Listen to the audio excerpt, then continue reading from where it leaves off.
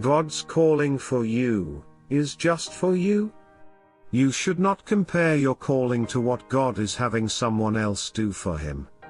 He has called some to be speakers to thousands, while others quietly sweep the dust in the corner of his kingdom. Some will be well-known figures, while others will be people no one has ever heard of before. Both are his servants, and one is just as valuable and loved as the other. We just keep our eyes on our Master, not the world. The great thing about God's work is that he considers all servants equally valuable and loves us all the same. His love is not dependent on the magnitude or impact of our work. It's only dependent upon whether we do what he asks of us. But to do that, it means we have to know what he says. His word is plain and is truth. It tells us what he thinks, and gives us a glimpse of who he is, and how he is. Jesus said that he is the good shepherd who lays his life down for his sheep, and, note this part, his sheep know his voice. That last part is for us to ponder a little more deeply. Again, he said that his sheep know his voice. Do we know his voice? Do we recognize our shepherd's voice? Do we hear what he is saying in our hearts and minds?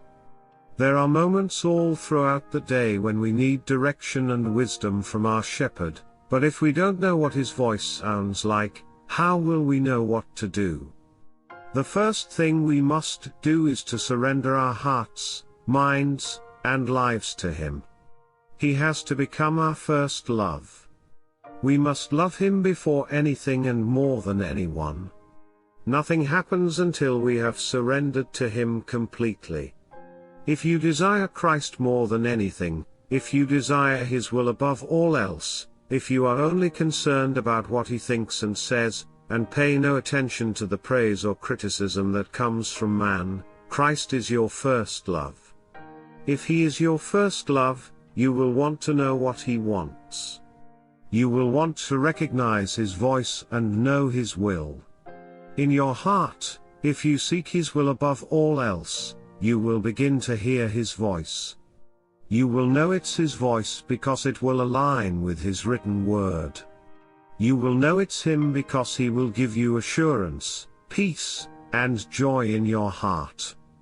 Getting to know God more intimately and learning to hear his voice is a journey, just like when we learn anything else.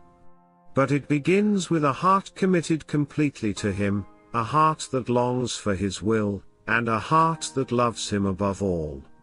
What a wonderful privilege we have in being able to dwell in him, and he in us. To be loved with such a great love is overwhelming at times, and for his presence in our lives, we praise him and love him all the day long.